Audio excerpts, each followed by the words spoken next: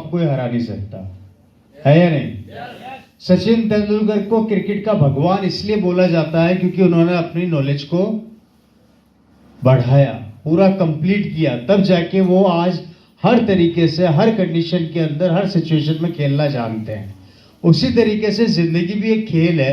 इसमें अगर आपको लंबी बैटिंग करनी है, लंबा चलना है, तो आपको हर चीज को सीखना आना पड़ेगा, जरूरी भी है। और यही बिजनेस इसी तरीके से मेरी फैमिली में आगे बढ़ा।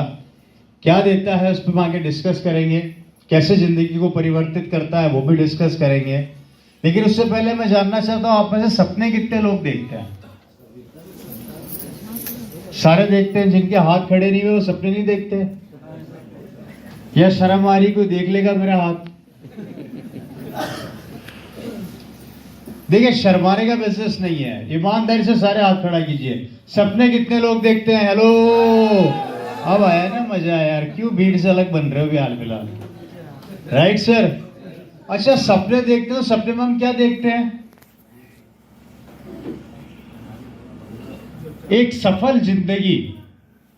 सफल जिंदगी से मतलब कि गाड़ी, बंगला, पैसा, बैंक बैलेंस, लाइफ स्टाइल, वो सब कुछ हमारे पास हो। एम आई राइट या रॉन्ग? राइट। सही कह रहा हूं ना? यस। सबको चाहिए।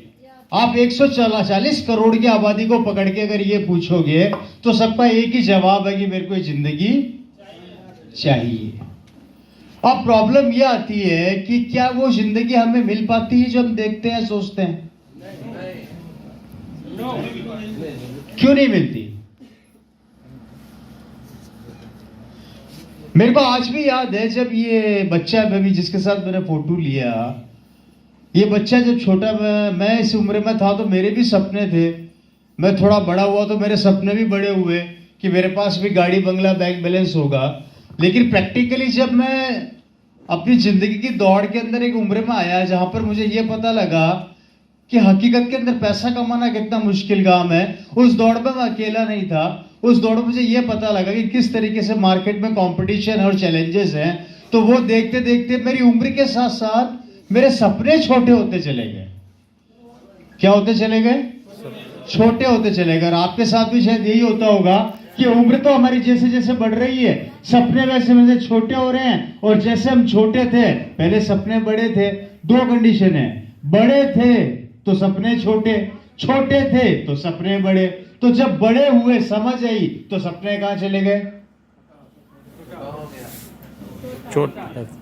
खत्म क्यों हुआ? खत्म होने का एक ही कारण कि पता ये लगा कि भैया सपने में अकेला नहीं देख रहा, 140 करोड़ की आबादी सपने देख रही है।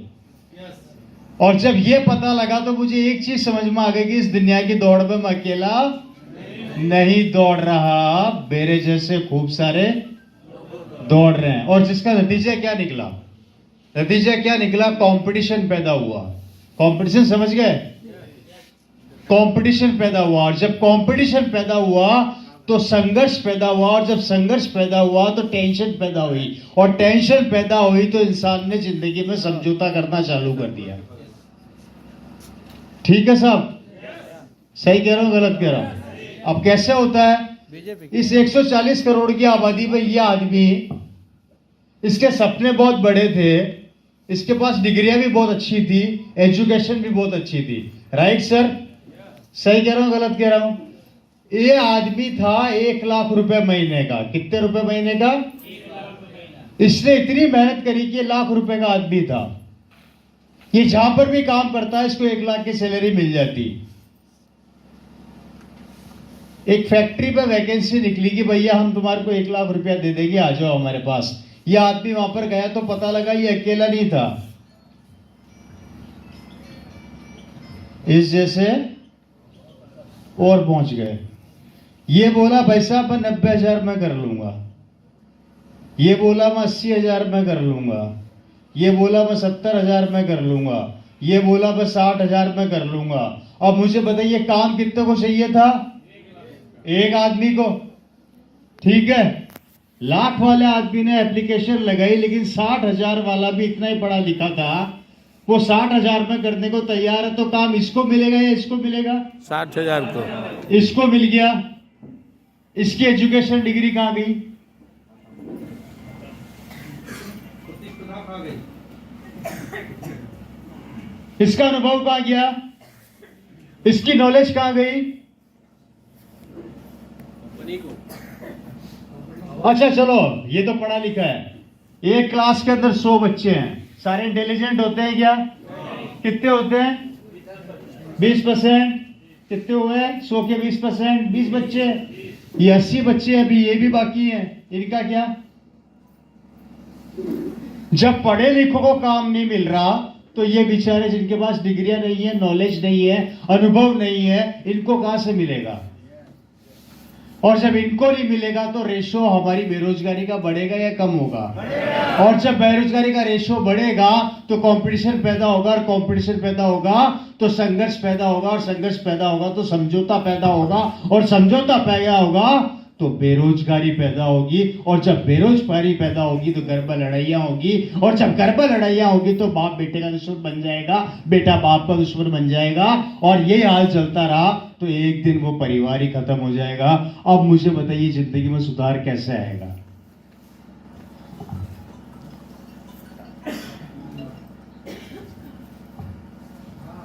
पढ़ा लिखा भी मर रहा है, बेरोजगार भी मर रहा है, ये समझौता कर रहा है, ये जिंदगी चल रही है।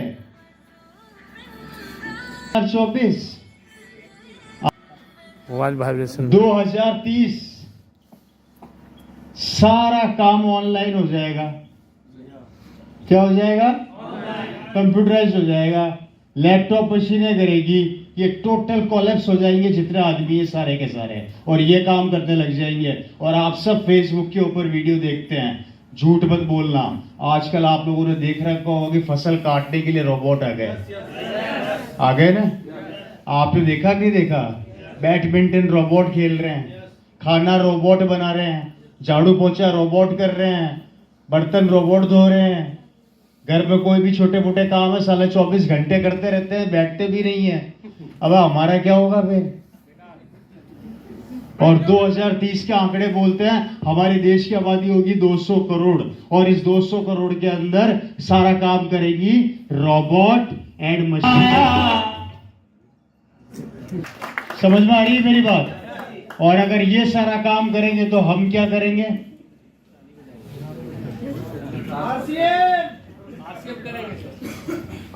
देखिए अभी हाल फिलहाल मैं आपके दिमाग की सर्जरी कर रहा हूं, और अगर आपके पास इन क्वेश्चंस के आंसर हैं तो मैं खुद रवि शर्मा यहां से बोलता हूं आरसीएम मत करना। इससे बेकार धंधा कोई भी नहीं है। लेकिन अगर इनके उत्तर आप लोगों के पास नहीं है तो सोचकर देखना क्या करोगे। बताइए, आप तो अनुभवी हैं साहब। क्या हो गया? कुछ गलत बोला मैंने? क्या होगा फिर हमारे देश का, हमारे बच्चों का, हमारे यंगस्टर्स का? और बेरोजगार हो जाएंगे तो फिर घर और परिवार को कैसे पालेंगे? और अगर नहीं पालेंगे तो भाई भाई का दुश्मन बन जाएगा, बाप बेटे का दुश्मन बन जाएगा, सास बहू को पसंद नहीं करेगी, बहू सास को पसंद नहीं करेगी। कारण सबकी एक ही प्रॉब्लम है, वो है आएगा कहां से? नहीं, वो शुरुआत को ना आप रोक सकते हैं, मैं रोक सकता हूं। शुरुआत भी हमने करी है। जब तक मोबाइल नहीं आया था जीना आराम कर दिया, मोबाइल चाहिए मोबाइल चाहिए मोबाइल चाहिए। अब मोबाइल आ गया तो जीना हराम कर लिया 24 घंटे। हवाई जहाज में देखो तो मोबाइल में, ट्रेन में बैठो तो मोबाइल में, घर में बच्चों को बैठो तो मोबाइल में, रात को 12 बजे मोबाइल में, सुबह उठो तो मोबाइल में। मोबाइल नहीं हो गई जिंदगी हो गई। और नेटवर्क चला जाए तो पागल हो जाते हैं, और मेरा नेटवर्क क्यों नहीं आ रहा, मेरा नेट काम क्यों नहीं कर रहा, जल्दी से रिचार्ज करा, मेरा बीपी बढ़ गया।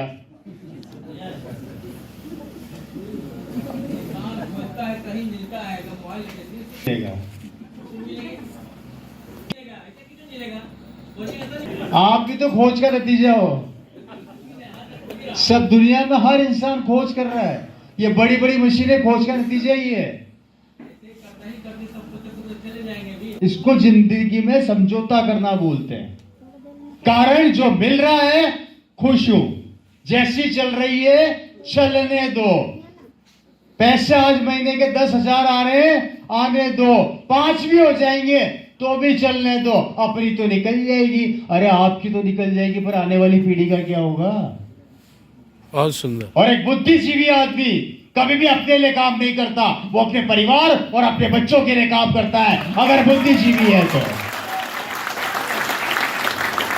अगर बुद्धिजीवी है तो अब मुझे बताइए, और जिसका नतीजा ये निकला, मैं बताता हूं आपको।